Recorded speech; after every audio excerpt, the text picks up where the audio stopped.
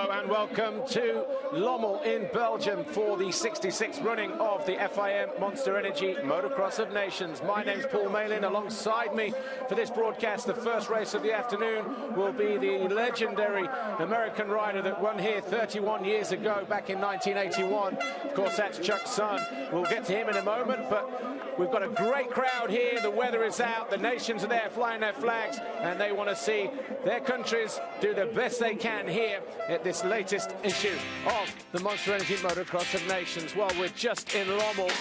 We're about a half an hour south of Eindhoven in the Netherlands. Of course, we've got Grand Prix tracks there, Valkenswaard and Lierop. We are about an hour north of Brussels in Belgium, and the town itself really, really great. But the Motocross of Nations here, the Americans are the defending champions. They have 7 wins on the trot now. They're looking for their 8th consecutive victory.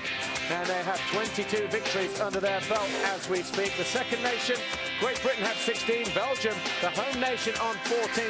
And from what we've seen so far this weekend, it really is very, very difficult to pick a winner. America, they have 3 riders that can perform. We know that. We've seen it year in, year out. But there are riders out there that can have individual performances, and they will be the ones that might spoil the overall result for another nation. And like I say, it's too tight to call at the moment, and it's probably the most anticipated ever Motocross of Nations in recent years. Well, the crowd here packed all around this circuit. The sand, well, it looks a little flat on that track map there, but it is anything but. And we're going to see some very, very interesting races, I can assure you of that. Our crane cam or our cable cam here this weekend above the start line, going across at 45 degrees. That will hopefully pick up all the action from one side to the other as the riders go back across the finish line. We're going down to Amy. She's on the grid. It's the 2012 Monster Energy Motocross of Nations. We're down here on the start line for the first race of the day. Ken ROCZEN. Ken, obviously Germany made a great start yesterday in qualifying. You said you had a few troubles with the bike setup. Yeah, I did yesterday, but tried the bike this morning and we made a small change, and it was definitely a lot better. I was actually really surprised, but warm-up went good for us. And now we're going into the race. And how are you feeling? I feel pretty good. Had a good warm-up, just like I said, and I feel warmed up. So it's all about having a good start and, you know, do a solid 30+2.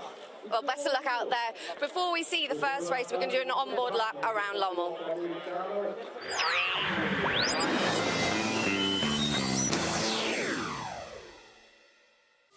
Hi, I'm Antonio Cairoli. I'm riding from Italy. Hi, I'm Gauthier Poulin, number 6, riding for Team France. Hey, my name is Ken ROCZEN, and you're watching the GoPro Course Review. The track over here in Lommel, Belgium is totally different than any other track. The sand is really groundless, I would say, you know, not like in Southwick how you have a hard base. All right, here we go. Long start straight, heading into that little single. Gonna get pretty deep right there, the right hander. We have some single jumps right here onto the tabletop. Pretty fun jump right there. This is actually a really fun part of this whole track. You have a little single, and then we go into this long whoop section. You can actually triple in, as you can see, double out. Right corner again onto the finish line straight. You can see the monster station on the left. Over the finish line jump.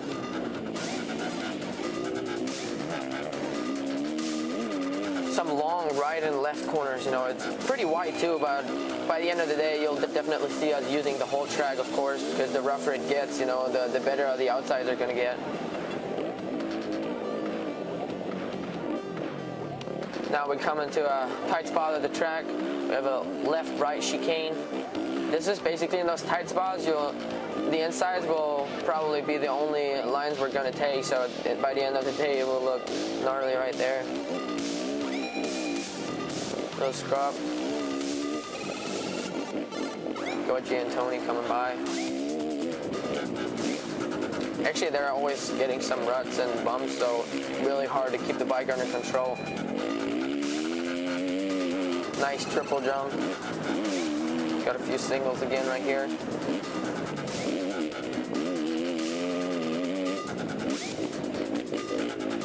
Really deep there. This is one of my favorite parts too. It's really cool to see everyone out there hanging over their rails and showing us lap times and stuff. All right, guys, this is your GoPro course preview. My name is Ken ROCZEN, riding for Team Germany, number 20, and I'll check you guys later. Ken ROCZEN bringing us the GoPro images there, of course, with Gauthier Paulin and Antonio Cairoli. Chuck Sun joins me. He was, of course, here 31 years ago, the first time the Americans won, which started a long procession of win streak victories and everything else. And Chuck Sun, track a little bit different to when you came here. A little bit different, but it's still the deep, bottomless sand that gets so incredibly rough. But I want to say it's really exciting to be part of the history, and including the Belgians celebrating 100 years of motocross club racing in Belgium. And I got to hang out with legends, Joël Robert, Sylvain Gabors, and a good friend, Andre Malherbe. Yeah. It's been very exciting here, and it's going to be very tough for whoever wins. This is going to have their game together. The track was not smoothed out last night, so the holes are deeper than ever. But I will say the U.S. is learning from their first day of practice. Of course, this is where all the local riders train, so they know it intimately, all the little details and how the lines begin to develop. Well, you just saw the caption on the screen a moment ago, the nations, how they line up. Germany won the qualifying with a first in the MX2 qualifying race for Ken ROCZEN, a second for Max Nagel in the MX1 class. So that gave them a score of 3 points. Belgium was second, Italy third, then it was the Netherlands, France, USA in sixth, with Great Britain, Estonia, Russia, and Australia. The Motocross nations, for those of you joining us for the first time, we've got 2 riders in each race. We have 3 races. This is the first one. It's MX1 and MX2. There'll be 6 races to count at the end of it. They'll drop their worst. That'll be 5. And the team with the lowest amount of points will walk away with the Chamberlain Trophy, which is what this is all about. The Americans have the advantage. They are a 7-time winner coming into this in terms of on the bounce wins. But the gate drops, and down the start straight we go. In this first race, we've got Ryan Dungey and Blake Baggett for the US. We've got Gauthier Paulin and Marvin Musquin for France. And who is it that's got the start? Max Nagel for Germany, number 19. And Rui Gonçalves, it looks like, from Portugal. So around the first couple of corners they got through what is already a very, very bumpy circuit. Looks like they've bladed the downside of some of the jumps. They've been around maybe the outside here just to open it up a little bit. But we're on board here. Looks like Gauthier Paulin of France. And Tony Cairoli gets a good start. It looks like he's found a way past Max Nagel as well. Nagel, such a good starter from Germany, always getting a start, and now he's just getting back from an injury. Really wants to prove himself at this event. Over the line we go. Rui Gonçalves, Tony Cairoli, Max Nagel, Gauthier Paulin, Clement de Salle, they top 5. Martin Barr for Ireland is in 6th. Ryan Dungey for the US in 7th. Ken ROCZEN, Germany 8th. Marvin Musquin of France is in 9th. The crowd erupt here as Antonio Cairoli, being the blue, riding number 46, is there in 2nd position. Just looking for Justin Barsha, nowhere to be seen in the first 20 classifications. Actually, we're looking for Baggett. Oh, Baggett, sorry, down here, number 2 in 25th place. So a lot of work for Blake Baggett to do. Didn't make a great start there. I'm not sure exactly which position he was starting on. We saw Dungey pretty much in the middle. But Tony Cairoli on the Red Bull KTM going after Rui Gonçalves, the Honda World Motocross rider for Portugal. And that's him leading the way here, number 31. Go Chuck Sun. Yeah, Cairoli won the last 6 GPs. Really wants to prove himself. He's had a very difficult time in the last few donations, and he's out to do that. Actually spends a lot of time training here. He's going to be very tough today. I was going to say, also, Baggett is a very strong finisher, so I'm not concerned about the slow start. I think you'll see him come. Tony Cairoli getting ready to line himself up for a pass on Rui Gonçalves. So it's Portugal leading the race here with Italy in 2nd. Cairoli, number 46 there, going around the outside. He's going to jump. Oh, no, he switches across, actually, and then rides around the outside. The circuit not as rough as it would be this stage in the Grand Prix weekend, so the track's still pretty fast as Cairoli looks to go around and up the inside again. Max Nagel in 3rd for Germany, still there. De Salle looks like in 4th, having passed Gauthier Paulin maybe. Let's just see if we get a flash of yellow. No, it's still Paulin there in 4th. Then we've got, what are the 2 of the Belgians, I think, in there maybe. Clement is very strong. He's in 5th as well. Van Horbeek's on the MX2 bike. Trains here as well. Right. Over the line for the first official time then. Tony Cairoli is our race leader at 1:55.9. Gonçalves 157.5. Then we've got Max Nagel third, Paulin fourth, ROCZEN for Germany on the MX2 machine. He is in 5th position. I saw the orange and red in the background. I wasn't sure if that was Van Orbeek or not, but it's Ken ROCZEN for Germany. So Germany best placed at the moment. Oh, we've got a couple of guys gone down here. The 35, that'll be the Swiss rider of Jeremy Seewer. And I can't quite see who the other guy is, but that's through the wave section just before the finish line area. Tommy Searle for Great Britain down in 10th place. Coppins 11th, Marvin Muscan 12th, Deruva 13th, Jake Nichols for Great Britain in 15th. Then we've got Blake Baggett, the MX2 guy. Has he made any progress? I think he is. He was 23rd at the moment. Couple places up, moving forward. So in a moment we'll give you a bit of a count as to the nation's positions as Rui Gonçalves now coming under pressure from Max Nagel for Germany. And look at that, he's got them all queuing up behind him. Gauthier Paulin and Ken ROCZEN. Ken ROCZEN could be the danger man here on the MX2 machine. They were always strong leading into the qualifying German. So the German team really has a shot at winning. It's going to be... Rui Gonçalves makes a mistake. Nagel's gone through and so too Gauthier Paulin. So Rui Gonçalves getting pushed down to 4th. Remember, he's riding with a broken shoulder blade from a couple of weeks ago in Faenza. So might be a little bit tough getting hold on there, but he fights right back and goes after Gauthier Paulin and slots back into, 4th position. But ROCZEN, who won a Grand Prix here in 2010. Well, look for Dungey to start making a move here. He's sitting in 7th place. He's getting more comfortable with the sand. He's much better on a harder surface, but he always finishes in strong and very good condition. 47, Lupino's gone down. And Lupino was already riding with a hand injury anyway, and it looks like he's going to be out of this one. So once again, Italy, oh, look at that, over the handlebars, and he face plants the dirt. That's going to make it difficult for Italy, even though Cairoli's out leading. Nagel's up into 2nd now, so the German team, theoretically, right now, is leading the nations overall. Yeah, the nations classification at the moment, after what, 2 laps, it's Germany from France, from Belgium, from Italy, from GB in 5th, USA in 6th, and the point scoring situation is ROCZEN looking to find a way around Rui Gonçalves there. He's already passed DeSalle, or is DeSalle coming with him? There's DeSalle, so he was already ahead of DeSalle anyway, was Ken ROCZEN. That's him here, number 20, just flashing through. Then we've got the yellow of Suzuki, the Belgian of Clement DeSalle. So ROCZEN here, going after, I won't say a potential race win, but nothing is impossible here in this first MX1 MX2 moto. And at the moment, the former world champion from 2011 in MX2, number 20 for Germany, Ken ROCZEN, really showing the big guys how to do it. This is where Lupino fell. They're all struggling there, and of course, ROCZEN won his qualifier, so he's familiar with running up front, and it's going to be exciting to see if he can mix it up with the new MX1 Here's world champion. Dungey's gone through on Rui Gonçalves, so moving up a position now. Ryan Dungey just needing a couple laps just to get himself fixed and try and find a little bit of rhythm and get himself into the groove there. But there's Ryan Dungey, number 1, just flashing out of screen now in the red, in the white and the blue. Looking smooth out there. He always finishes strong in the U.S. He'll start in maybe 3rd to 5th, and in the second half of the moto, he'll pull away by sometimes a full minute. So I was talking to Jimmy Button, actually, after the first warm-up practice, where Antonio Cairoli was 3 seconds quicker than anybody, 5 seconds quicker than Ryan Dungey. And even Jimmy Button was saying, man, you know, we might need a little bit of fairy dust, you know, this weekend, because he hadn't seen a track as rough. The sand was pretty deep. And, you know, I'm not putting the Americans down here. They haven't seen a racetrack like this in terms of how physical it is, not in recent years anyway. Southwick sand is a harder surface. Yes. It still gets bumpy and it's difficult, but there's something special that happens with your front wheel. It digs, it grabs. Actually, Barsha went down because of his front end sticking so deep into the sand. So it's very special. It's bottomless, and it's very difficult to ride. I rode the Veterans GP just 3 years ago, and I had forgot how difficult it was. Yeah. But just looking at Ken ROCZEN's teammate here, number 19, Max Nagel. He's still in 2nd place. Got Gauthier Paulin, the French rider, there in 3rd on the green Kawasaki. So it's Italy from Germany, from France, and then Germany. So Germany, at the moment, are a country mile ahead of everybody else in terms of the classification. They're currently on 6 points, with a 2nd place from Max Nagel and a 4th from Ken ROCZEN.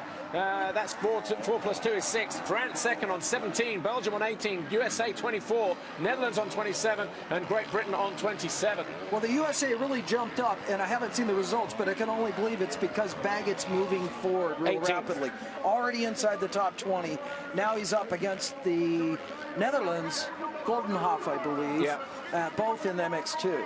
But this circuit and the sand here, I mean, you watch Tony Cairoli when we get an opportunity, and a little bit later on, Jeffrey Erlings, how they dance around the circuit here. They're not attacking it in a normal way, you know. They're pretty much picking everything up. Well said, dancing around. And that's with Cairoli. He's very loose and relaxed on the bike. And even though you're trying very hard, you're relaxed so you don't use too much muscle. Reminds me of early Wild American Bob Hanna. Yeah. Well, that was Cairoli and Gauthier Paulin on the GoPro on board. And is this our race leader? No, Glenn Coldenhoff. So Glenn Coldenhoff, the Netherlands, down in 17th position. Still early days yet in his first moto. Of course, there's 20 nations in this race. We've got 40 riders in the race, 2 riders from each country. So Tony Cairoli, he's the lone Italian rider at the moment because his teammate Alessandro Lupino is out. So if he's out for the second race, then of course Italy will not feature in the higher end.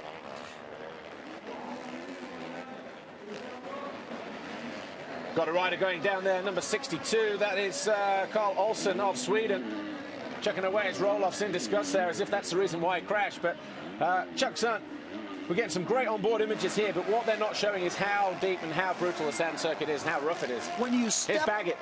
Baggett's going to be sticking a fender in real quick on Goldenhoff. You can see him right up ahead of him. He's gaining some ground. But when you step on the sand, it dips in 3 to 4 inches just with the weight of your body. On the bikes, it could be as much as 6 inches. It's very, very difficult and demanding. It's frustrating to find the rhythm. Right, Baggett's been down. Baggett is no longer inside the top 20. He's come over the line because he was just ahead of Graham Irwin, the Irish rider, and he's back down in 22nd position. So Blake Baggett having a nightmare of a time in his first race at the moment, and he's the one that, you know, pretty much likes riding in the sand alongside Justin Boscher. Well, hopefully not too much damage. Lost a few positions. A lot of time left in the moto. Still going to be moving forward. Exactly, and the thing is here, fitness is going to come into play in the first race and the second race for both the riders. Of course, the last race today going to be the most physically challenging. That's going to be MX1 and MX Open. Those guys in the Open class not really going to get a rest. But here's Commander Sal. He's found a way back past Ken Roxon. And the Belgian is on the move. Of course, we are in Belgium. So Jeremy Van Hoorbeek, his teammate, down in 11th position at the moment on the Red Bull KTM. Tommy Searle is down in 12th. So we've got Cairoli, Max Nagel, Gauthier Paulin, Ken Roxon, and Commander Sal. Those 2 positions have changed, so it's to Sal and Roxon. Ryan Dungey still in 6th position at the moment. Gauthier Paulin sets the fastest lap of the race, a 1:54.8. Compared to Tony Cairoli's lap that time around, 1:59. That's 5 seconds quicker, and that gap down to 3.4 seconds. We could have a race on our hand. Paulin's so impressive from France. He's so talented, and one of the only riders to win a moto in the MX1 category this year. This is a tight turn 8 through here. We go through the chicane. There's Cairoli, there's Paulin. This is the battle for the lead coming up here. Look at him, nicely doubling his way through, hopping off that. That was a double there last year for the Grand Prix.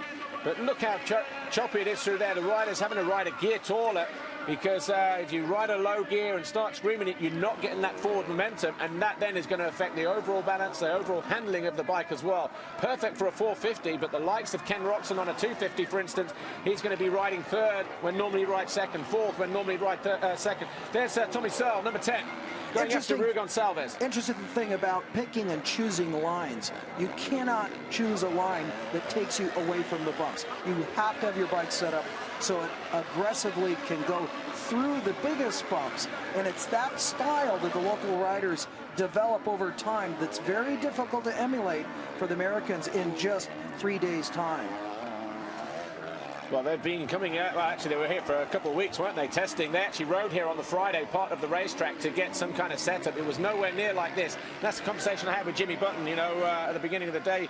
And things that they didn't take into consideration, for instance, riding at 9:30 in the morning when the sunlight's low, looking at the shadows, not being able to see the bumps, and also the added factor of 120 riders going around the circuit this weekend. Well, you said it exactly. Johan Boonen from DT1 Filters, he told me the same thing. When you practice, it all depends what and who's been on the track and how rough it is. When it's smooth, you're really not learning anything because the track changes incredibly rough. You might as well be in another part of the planet later in the moto and the second moto. We've got 17 minutes plus 2 laps to go. The first race of the afternoon here. MX1 and MX2 in the 66th edition of the FIM Monster Energy Motocross of Nations. My name's Paul Maylen. Alongside me, Chuck Sun, the American who was here in 1981. That's number 5, Marvin Musquin, the French rider. He's the second of the French guys in this race on this Red Bull KTM, just doubling his way to the end there. He's down in 13th at the moment. And having a bit of a tough time as well. He's trying to follow Tommy Searle through.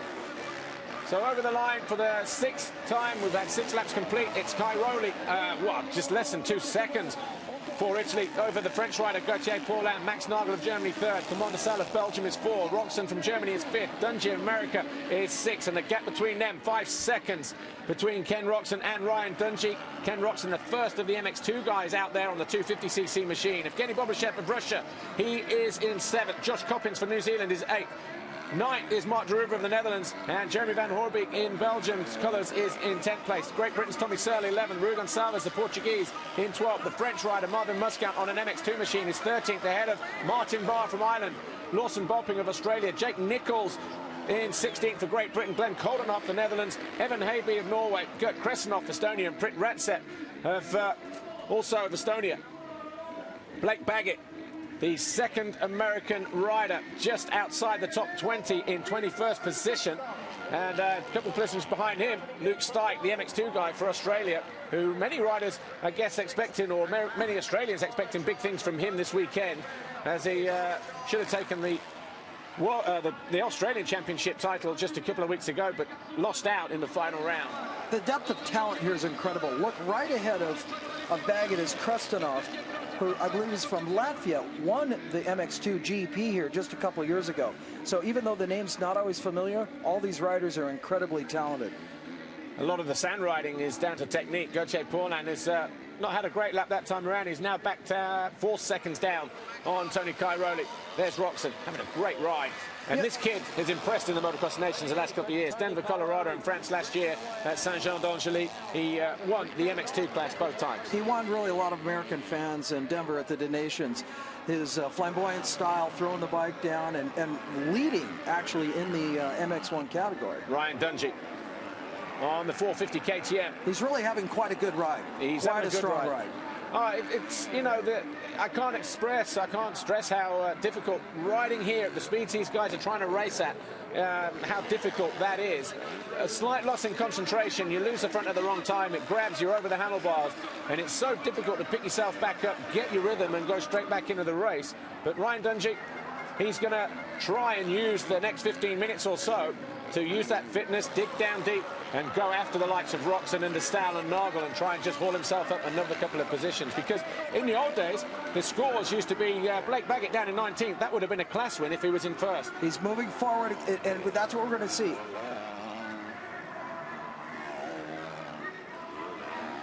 Just looking at Mark de Ruyver here from the Netherlands on the green Kawasaki, the Ice One racing machine. He has got Mark de Ruyver, Jeremy Van Hoorbeek behind him. The second of the Belgian riders there, number 14, just the front rider in shot now. Trying to figure out where the track's going here. Trying to go from inside to the outside. It's a lot smoother around the outside, but it's also longer, and a guy with good suspension and good technique can flick through the inside, no problem, regardless of how big the holes are, and still maintain his position on the circuit. Paul, another thing I was saying about the Americans, they've worked so hard, they've won so many championships, there's so much pressure on them to repeat and win again in unfamiliar territory. Unlike our first team 31 years ago, there really was no pressure, nothing was expected, and that does make a difference on how you perform. There was no expectations, and it was my teammates, Johnny O'Mara, Danny Laporte, and Donnie Hansen and myself had such a wonderful time winning that first event 31 years ago. Max Nagel, number 19 for Germany.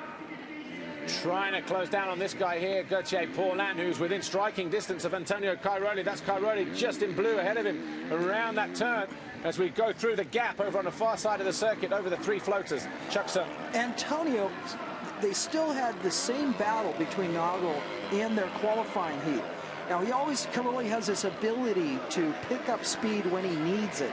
I wouldn't be surprised if we see actually Paulin pass Cairoli, but always look for Cairoli to finish strong. So I think we're looking at a good race. I'm actually very impressed with the way that Gauthier Paulin is riding at the moment. In for Christophe Pourcel. He was the original choice over Xavier Bourg, I should say. But after the performances at Lierop a couple of weeks ago, Xavier Bourg got the nod. And, yeah, there's a whole new look French team. But they're going pretty good at the moment.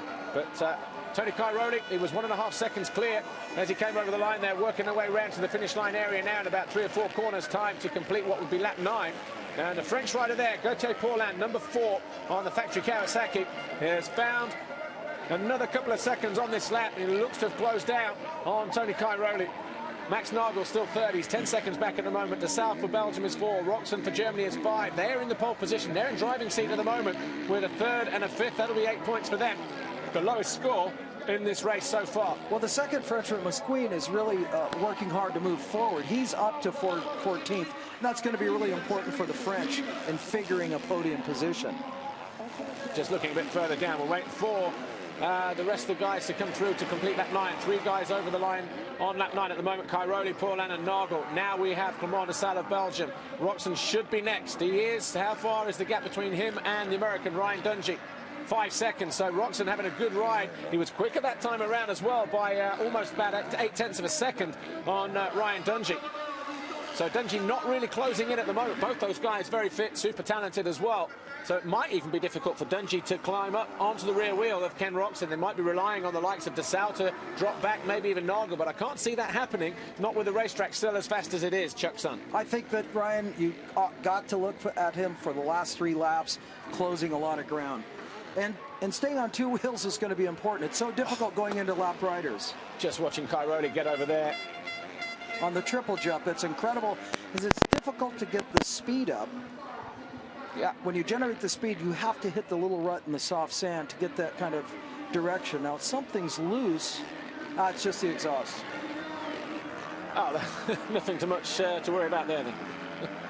I think he just kicked a tough block out in the background as there, Marc Deruva, but there's Rui Gonçalves. He had the whole shot, and he's down, well, where is he now? 13th place at the moment behind Martin Barr of Ireland. They're having a good nations at the moment with Martin Barr. Remember, 2 races for each rider. There are 3 races in total.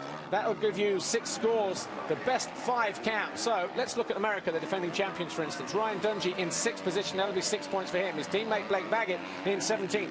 Hopefully for the US, that'll be their worst score, and they can get rid of Blake's first score. But it puts some pressure on over the next 2 races for Justin Barcia and, of course, everybody else to perform in those final 2 to keep that score count low. Absolutely. I hate to beat the point, but you know, Baggett is a strong finisher. Now here, look at the Netherlands. You have Marc Deruva, who a lot of people thought was going to be a weak link on the team. Here now he's the lead Dutch rider in 9th place. Very talented, especially in the sand. All the local people, they grow up in the sand. Lapino's bike, Alessandro Lapino from Ritchie Racing Husqvarna, went out as early as, what, lap 2 or lap 3, was already carrying a slight hand injury, and doesn't look good for him there, not able to pick himself up, received a little bit of attention on the side. Wrist tower corner here, over the hill. The start straight used to come in the opposite direction from here, round to right, left, and over the finish line jump. That's probably how you remember it back in the day. I do recall it from that side. And it's such a tradition here. Brad Lackey used to train here all the time. Everybody comes from the entire world to train here on this track. It was such a shock when we came here 31 years ago and won. But it's very difficult, again, I hate to reiterate, for the Americans. Dungey closing in on ROCZEN, that looks like. Yeah, here's ROCZEN. So ROCZEN has either hit the wall or just struck a little bit of traffic. Team USA looking on there. Big John, the security guy. And they're just looking on anxiously as anybody would. You know, there's a lot of pressure on Chuck Son, as you say, for Team USA. As Ken ROCZEN dealing with a back marker there, the number 68, I think that was, of Tim Geiser of Slovenia, the 125 European and FIM Junior World Champion, who's getting out of shape there in the background. Back marker splitting Ken ROCZEN and Ryan Dungey. Dungey goes to the inside. He's taken a couple bike lengths out of ROCZEN. These 2 Red Bull KTM teammates in the US in the lights and the open class respectively, so they'll know each other very well. They'll know how fit each other is, but look how choppy that straight is just at the end of pit lane there. Dungey trains so hard, and I'm so used to this in the United States, how he comes through the pack He can do a lot of damage to the other teams moving forward. This is great for the U.S. And this is the thing that we keep saying, you know, individual performances are great in the Motocross of Nations, but you need the team performance, and the last race is normally the race that will decide it. You know, you go in there with two strong riders, you're in for a chance.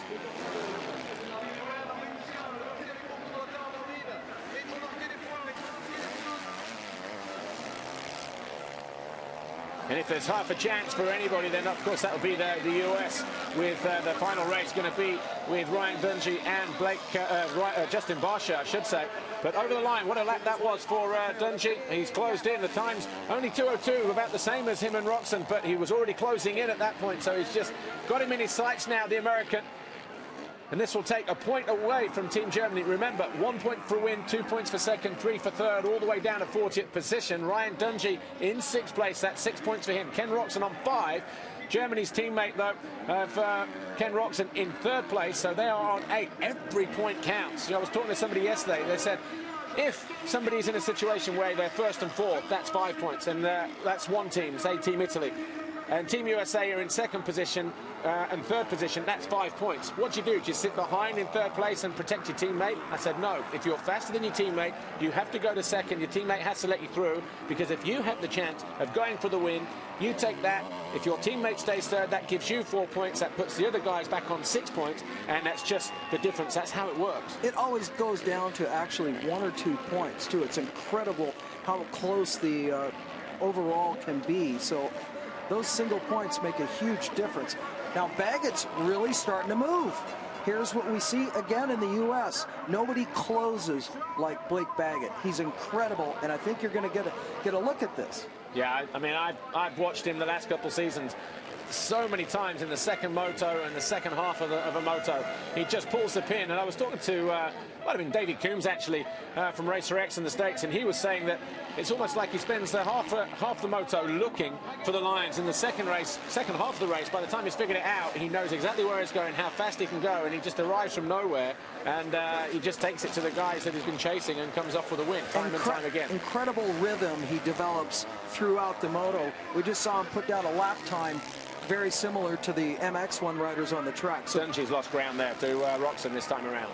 So ROCZEN, yeah, look at that, 3 seconds he's opened up on Ryan Dungey. Is he closing down on Clément Desailles? 4 seconds that gap between Clément Desailles here, the Belgian, riding number 13 on the 450 Rockstar Energy Suzuki World MX1 machine. That's him there. ROCZEN will be popping into view any moment now. You'll see a similar colorway just there in the background. Can't quite see him from that angle, Ken ROCZEN, but with 4.5 minutes plus 2 laps to go, on board with Gauthier Paulin, who's now 8.9 seconds down. Cairoli was 2 seconds quicker that time around.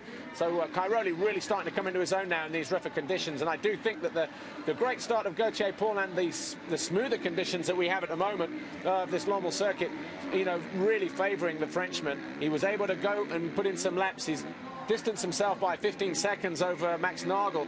But let's just take a quick look at the overall nations classification as it stands right now, with 5 minutes to go. Germany on 8 points.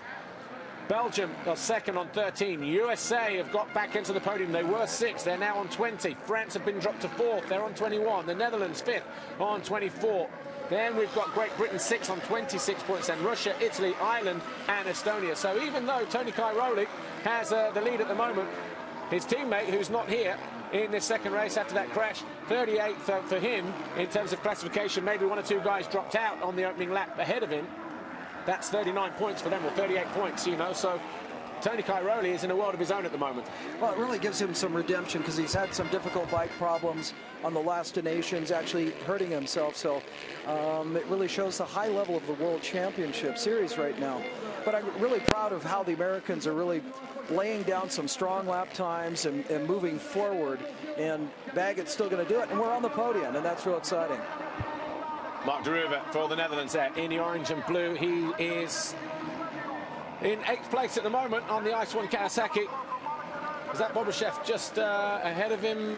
Can't quite see him still. Bobashev over the line now, so no, de Ruyver a ways away from that. Ryan Dungey still 4 seconds down now on Ken ROCZEN.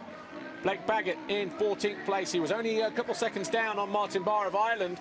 but he was a 2:04 compared to the 2:09, so expect Blake Baggett to have gone by Martin Barr on this lap as they come through, and also maybe even Rui Gonçalves, because maybe even Tommy Searle, but it might be interesting the final 3 laps here, because Blake Baggett from the USA could get inside the top 10, and that would be a great performance from the 250 rider in MX2. And these are very long laps, and of course that's plus 2 additional laps when you get to the 30-minute mark.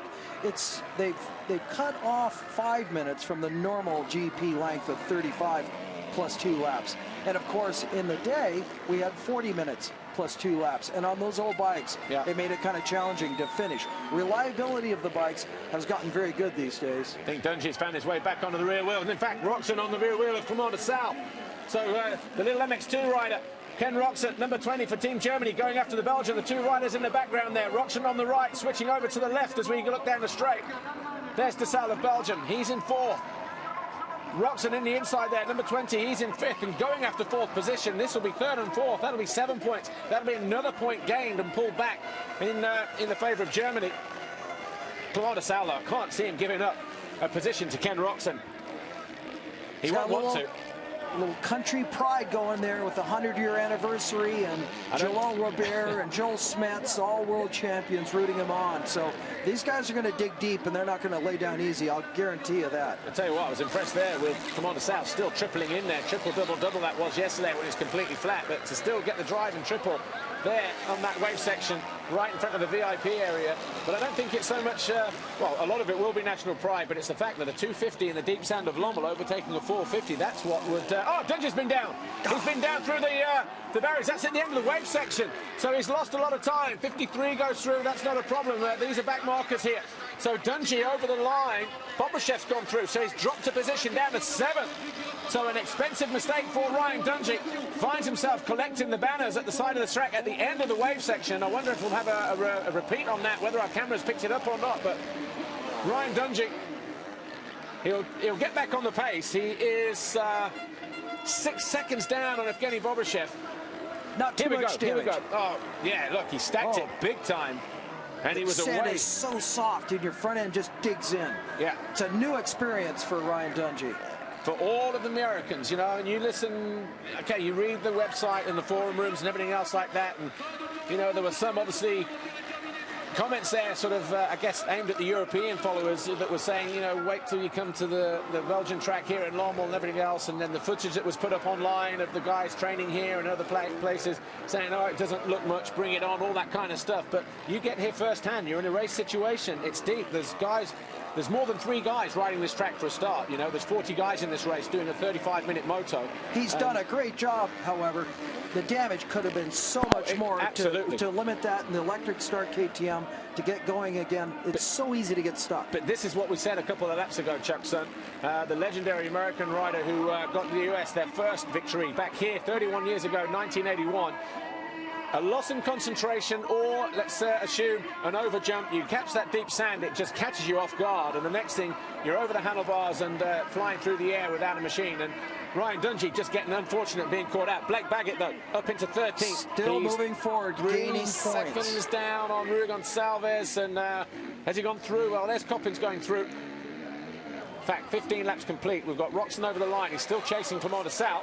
There is Ken ROCZEN here on the 250. De Sal's opened up at a bit of an advantage. ROCZEN, though, will know that Ryan Dungey has fell behind him. So that might just ease his little bit of pressure, knowing that he can't lose a position there from the guy behind him, which was Ryan Dungey. Bobrashev, he's over the line now. So we're waiting for Ryan Dungey. 6 seconds, 7 seconds, that gap. So a 2:06 for Ryan Dungey. Evgeny Bobrashev a 2:05. And we wait for Blake Baggett to come through. Baggett's coming. Now he's coming up on Josh Coppins. Josh is out of New Zealand. He had to ride another moto this morning to get New Zealand in a qualifying position. So he's done a lot of laps on this track. It wouldn't surprise me if he faded a little bit, even though he's not known to fade. So 15 laps complete then. The guys now coming over the line thick and fast. Tommy Searle up to 8th place now, behind Ryan Dungey, but 30 seconds down on him. Mark de Ruva 9th, Jeremy Van Horbeek of Belgium in 10th, Josh Coppins of New Zealand in 11th. Rui Gonçalves will wait for him, or will it be Blake Baggett? Rui Gonçalves still by 3 seconds In fact, Baggett has made another mistake because Baggett is back behind Martin Barr, who's up to 13th. So turning out to be quite a tough race for the American guys. It's just so difficult. I mean, he's trying so hard and pushing it and gaining all those positions. The soft sand, it's hardly like you even make a mistake. You don't expect it. The front wheel just goes away sometimes. Over the Fox flow track. I stood there for practice this morning. Right on the inside, there were 5 what looked like, off this one, sorry, 5 what looked like very sharp, short Supercross whoops coming on the downside of there. So severe were they as braking bumps that you're looking at that going, are you kidding me? You know, they're just a gnarly, gnarly section. And like you see, you can't miss them. You see with Cairoli, the bike is dancing and moving around. That's why staying loose and relaxed on the bike is so much of the success in the sand, and you can see it with world champion Cairoli. Home advantage definitely playing into the hands of Tony Cairoli. Lives a couple of miles away from here. Rides here quite a lot. He's turned his hard riding into his weak spot, really. Still very, very good, of course, on the hard tracks, but this has by far become his forte, riding in the deep sand, and obviously the harder, the more rougher, the more physical. Tony Cairoli just dancing around, as we said earlier, on that 350 KTM. He really has his style down, his technique down for these conditions. Well, the other interesting thing is that many of the riders ride bicycles, they do weight training. Cairoli doesn't do that. Either does Hurlings. They ride the bike, and they have a very good feeling for the conditions. Cairoli coming up to Blake Baggett, already gone through on him. So there's Baggett in the background there. So Cairoli then lapping the American Blake Baggett here in Lommel in the first moto. Baggett in 14th position behind Martin Barr. So Roger DaCosta, Chuck's son, I think after this first moto, I guess the first thing will be, okay, that's one race down, don't worry about it. We've got a good result in the bag with Ryan Dungey. Blake, we're probably going to have to throw yours away. There's no time to panic. Flag goes out, and it's Tony Cairoli who wins here. Well, with all the drama in the last couple of laps there, didn't realise the 2-lap board had gone out, and Tony Cairoli comes over the line and wins it for Team Italy. Gauthier Paulin should come over the line in second, so Baggett there, not going to make any more laps. He's going to be in 14th position. And what a great race that was for an opener in this latest edition of the Motocross Nations here at Lommel. Even though I'd like to see the Americans continue to climb up the ladder, they're still going to be very close to the podium, and there's many motos left. And I'm really excited about the level of competition that we have here today. It's very incredible. I'm very happy for Cairoli confirming his world championship title. And there's some great motos yet to come. Here's Ryan Dungey finishing it out, coming in strong, bringing it home, looking to gain more points, and the unfamiliar Sam grabbing the front wheel. Yeah, still to come over the line, but looks like he'll be 7th, Ryan Dungey for USA.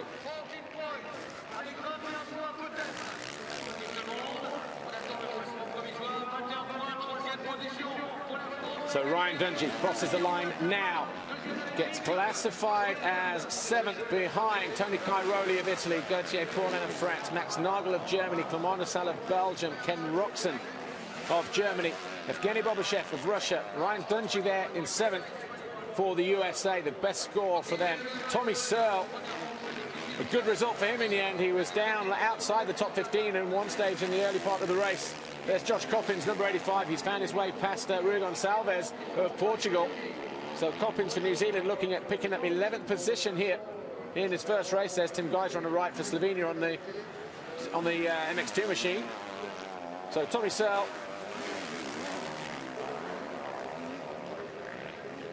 Sorry, Ryan Dungey, just looking at the Bobashev it was actually, wasn't it, Bobby, for 6th position.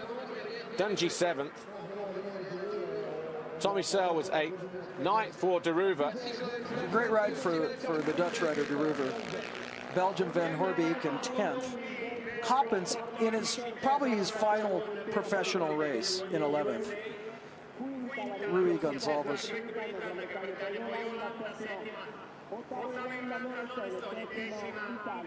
Well, the first race just finished here at Lommel.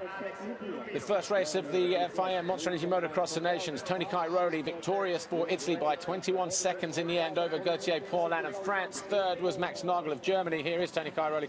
Fourth, Clément de Sale of Belgium. Ken ROCZEN was fifth for Germany. They're in the driving seat as we go into the second race. We'll see the overall classification in a moment. But in terms of the rest of the result, Ken ROCZEN fifth, Evgeny Bobryshev for Russia was sixth. Ryan Dungey, a mistake in, well, two mistakes in the closing stages there, robbing him, dropping him down to seventh. Tommy Searle was eighth. Mark de Reuver for the Netherlands was ninth. Jeremy Van Hoorbeek of Belgium was 10th, with Josh Coppins, New Zealand, 11th ahead of the Portuguese Rui Gonçalves. Martin Barr, great reside for Ireland, in 13th ahead of Blake Baggett, who we saw get lapped on the final lap. Martin Barr didn't get lapped, look, so there was still a bit of time there. There's Gauthier Paulin and Max Nagel walking off. I'm sure we'll hear a word from them in a moment. The first three riders in the race, Nagel, Paulin and Cairoli in reverse order. Baggett was 14th in the end, Koldenhoff 15th for the Netherlands, Nichols 16th for Britain, Kresenov 17th for Estonia, 18th was Alex Tonkov for Russia, Marvin Musquin, the French rider, 19th, and Prit Ratset was 20th. Kiss there for Gauthier Paulin from the girlfriend. And just looking down, Graham Irwin, 23rd for Ireland, Luke Stike, 26th for Australia. But more importantly, a great start for Team Germany, because they are well and truly in the driving seat, as the classification will show you in just a moment. Now, what's interesting is in the second moto, you're going to have Blake Baggett is going to be on the track again, so there's very little chance to rest, and I think that will play into his favor. So we'll look for Baggett in the second moto to be in combination with the MX3 of Barsha. Antonio Cairoli lights the candles as he wins the first race here in Lommel, which is quite literally his backyard. That was the expected result from him. Of course, Gauthier Paulin, probably not expecting from him, but Max Nagel, no surprise there. Great sand rider himself. Clément de Sale should have been in and around the top 3 or 4, and he was. Ken ROCZEN, the surprise factor, maybe, maybe not. A winner here in 2009, so he was the fastest and the first MX2 rider home, though, by a long way. Jeremy Van Hoorbeek, 10th in the classification there as an MX2 rider, second MX2. We will get the classification in just a moment of the first race, and then the nations classification will follow, and that will be the interesting marker after race 1, Chuck Sun. But Tony Cairoli found his way into the lead early on, no mistakes, and he eventually won by a considerable margin over the rest of the field. Gauthier Paulin of France was second, Nagel, Germany, third, Belgium fourth with the Sal ROCZEN. Look at that, 2 Germans in the first 5 places. Bobryshev, Dungey, Searle, Mark de Reuver, Jeremy Van Hoorbeek, and Josh Coppins. Rui Gonçalves 12th. Martin Barr, great result for him in Ireland. Blake Baggett 14th for the Americans. Hopefully that'll be their worst result to drop off. Koldenhoff and Nichols, Krestenov, Tonkov, Marvin Musquin and Prit Ratset, and then the rest of the guys there. Graham Irwin, a good result for him, 23rd on an MX2 machine. And then the rest of the guys. No finish for Alessandro Lupino, no points for him. So Italy, for Tony Cairoli, it might just be a case of going after personal glory and trying to score as little points as possible. But of course, if Lupino doesn't start the second race, doesn't finish the second race, then you know, that's as bad as a DNF anyway, and no classification.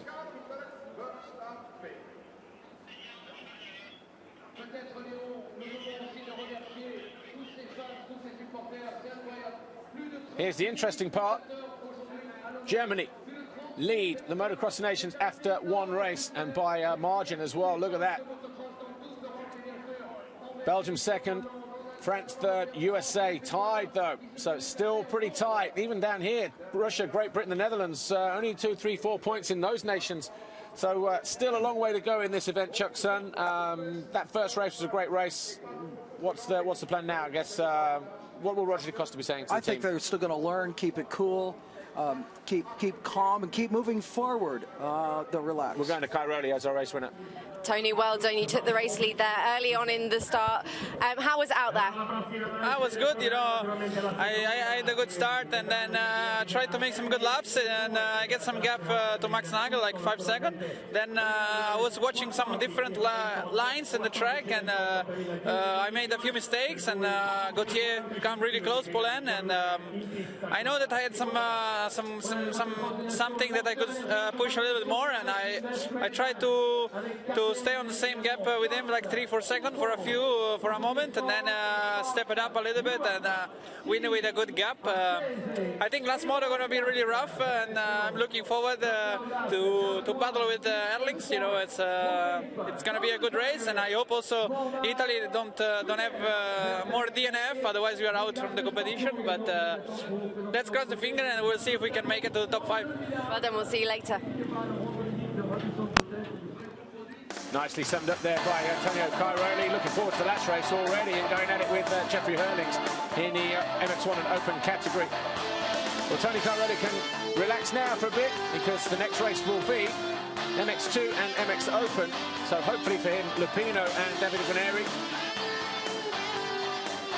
As he said, can't afford any more DNFs. Otherwise, they are out of the running in the competition. But a great ride for Cairoli in the first race and Team Italy. But in terms of classification, not where they want to be, but through no fault of his own. Second in the race was Gauthier Poulain for Team France. And while the Leprechauns lark around on the start line, or on the track, let's hear what Gauthier Poulain has to say. Gauthier, well done. You finished in second on that first race, but you were closing the gap on Tony. Yeah, I was feeling really good.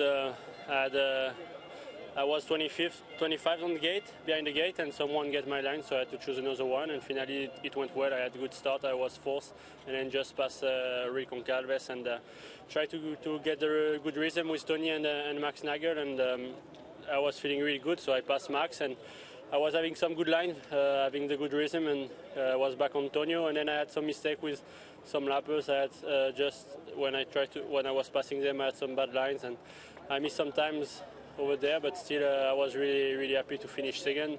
My fitness good at the moment, the bike it's working really good. I really want to thank Alpine Star Tour, Volcom, HGV, Monster, 100%, all people who are behind me, because and also the team friends, Kawasaki Racing Team. They support me, and I think we are a strong team for today. Well done. Well, coming into this Motocross of Nations, France, Belgium, the Netherlands, maybe GB, and certainly the US, where the 5 favoured teams, Germany, have put themselves in the German driving seat as well. Gauthier Poulain still believes that they are one of the stronger teams and they're going to be looking at podium. So too Germany. Max Nagel finishing third in the race. His teammate Ken ROCZEN finished 5th. Let's hear what Max Nagel has to say. He finished third in this race, this first one. He was a third MX1 ride at home as well. So looking good for Team Germany as it stands. Here's Amy, she's down by the winner's circle, and she's got Max Nagel with her. Let's hear what the German has to say. Obviously proving no slouch in these same conditions. Here he is. Max, well done. Obviously it's early days, but between you and Ken, you've already put Germany in a great position in this first race. Yeah, I'm happy we're leading. I had a great start. I make small mistakes in the first 2 turns, then I wasn't third. I catched Rui back, I was second behind Tony. And then my riding, I was not so happy. I had some problems with the suspension. I need to make some changements. And I'm not really tired, so it means that the riding wasn't so well. So now I rest, and hopefully the third year can do better. And that podium, that Germany stays for sure on the podium. Thank you.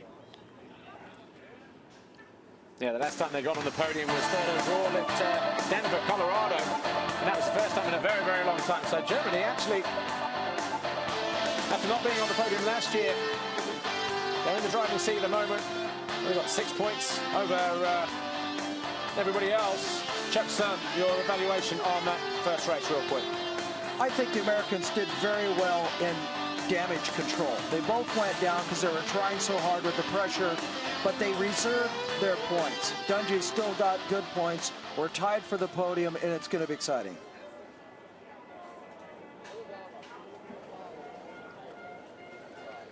Well, Chuck-son, thanks for joining us in here. We're going to go check out what happened at the Ustream Awards that was last night. We'll see you a little bit later on. Cheers. Thank you. Welcome, everybody, to our annual Ustream Awards here. Just like the FIM Monster Energy Motocross of Nations. It's a great honor to be here today, all together. You know, this track means something. Belgium, for the history of motocross, means something. Belgium is a great country for the motorcycle sport. Remember, I can see how many good riders they have, but the history of the motocross is a history where the Belgium is written in big letters. Thanks for all the work, for all the efforts. It's riders, it's teams, it's mechanics, it's industry, it's sponsors, it's organizers, federations, it's Ustream, it's our FIM staff. Please welcome to the stage our best organizers from Beta Carrero in Brazil, Leandro Romagnoli and Lincoln Duarte. I do believe we are going there again in 2013. So very well done. Congratulations. Fantastic venue. Thank you.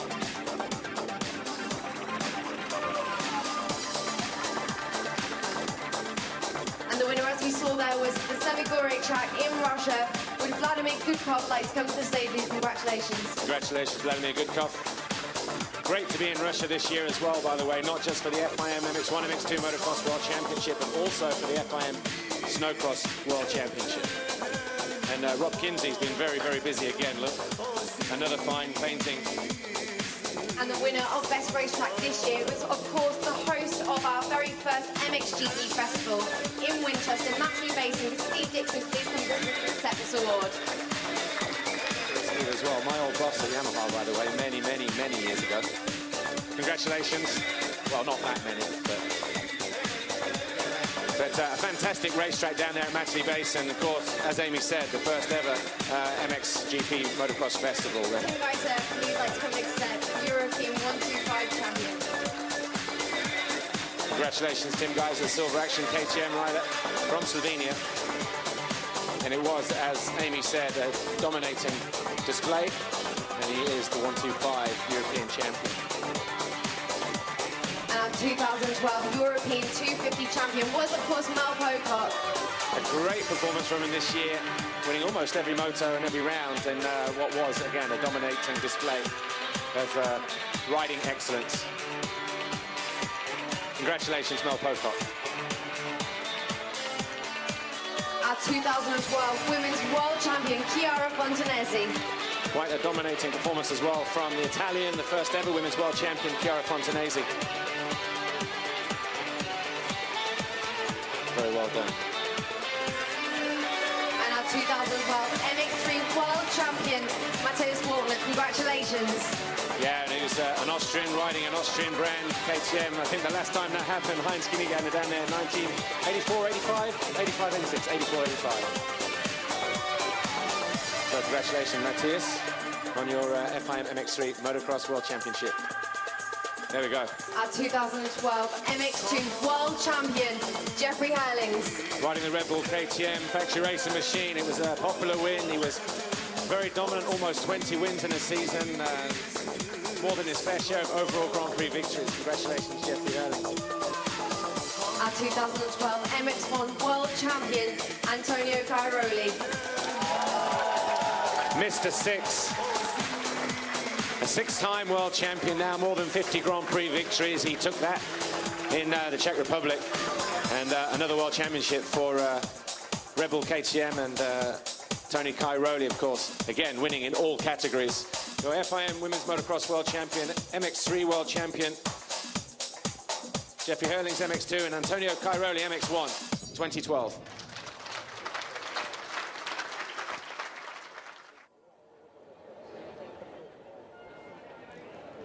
Yeah, it was a great night there last night in the VIP section, just alongside the rhythm section prior to the finish line. About 500 guests in there last night. Of course, Roger DeCosta was honoured as well for a Lifetime Achievement Award. And you saw one of the paintings there, Rob Kinsey, the artist. He did him a great painting. Chuck-son still with me. And obviously Roger DeCosta, the team manager for Team USA. He managed to supply a painting with Roger Costa with some of the riders on there from that first Motocross of Nations win, and some of the other riders worked with. But we'll be back in about 20 minutes, half an hour's time for the second race. Of course, that'll be the MX2 and MX1 riders. As I say, we're back shortly. My name's Paul Malin. Thanks for watching. Thanks to Chuck Sun as well. Motocross of Nations just came alive.